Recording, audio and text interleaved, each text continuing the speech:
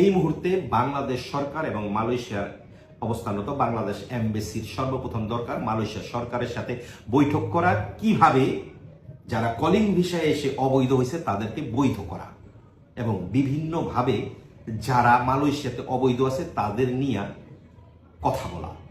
একমাত্র মালয়েশিয়ায় বাংলাদেশ এমবেসি পারে এই রিকোয়েস্ট করতে মালয়েশিয়ার সরকারকে। সরকার দিবে বৈধকরণ না দিবে সেটা পরের কথা। সর্বপ্রথম আমাদের সরকারকে এটা জানাতে হবে মালয়েশিয়ার সরকারকে যে মালয়েশিয়াতে কলিং ভিসায় যে 5 লক্ষ মানুষ আসছে তার মধ্যে 4 লক্ষ মানুষই কিংবা 4.5 লক্ষ মানুষই প্রতারিত হয়েছে মালয়েশিয়ার বিভিন্ন কোম্পানির কাছে। মালয়েশিয়া অবস্থানরত বিভিন্ন কোম্পানির কাছে তারা প্রতারিত হয়েছে, তারা বৈধভাবে মালয়েশিয়াতে আসছে। সো এই বিষয়টা একমাত্র মালয়েশিয়ায় অবস্থানরত বাংলাদেশ দূতাবাস মালয়েশিয়ার সরকারের কাছে তুলে ধরতে পারে খুব সুন্দরভাবে, এবং তখন তুলে ধরার পরে মালয়েশিয়ার সরকার হয়তো কোনো ডিসিশন নিতে পারে যে এইটা পুনরায় বৈধকরণ দিবে কিনা। আমি বাংলাদেশ এম্বাসিকে বলবো যে যেইভাবে মানুষ মালয়েশিয়ায় আসছে, আসার পরে প্রতারিত হয়েছে, সেটা নিয়ে বাংলাদেশ সরকার এবং মালয়েশিয়া অবস্থানরত বাংলাদেশ এমবেসি মালয়েশিয়ার সাথে বৈঠক করা প্রয়োজন।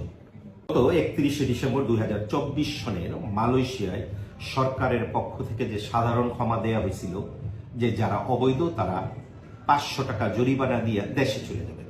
সাধারণ ক্ষমার সময়সীমা শেষ হবার পরে মালয়েশিয়ার পুত্রাজায়া ইমিগ্রেশন যে ঘোষণা দিয়েছে যে কুয়ালালামপুরে একজন লোক অবৈধ থাকতে দেব না, এবং যেমন কথা তেমন কাজই তারা করতেছে। বিভিন্ন জায়গায় তারা অবৈধ শ্রমিক অ্যারেস্ট করতেছে এবং তাদেরকে ক্যাম্পে প্রেরণ করতেছে। কথা হচ্ছে এখানে এই যে অবৈধ শ্রমিক যেখানেই ধরা পড়তেছে তার সংখ্যায় কিন্তু বাংলাদেশিরা বেশি।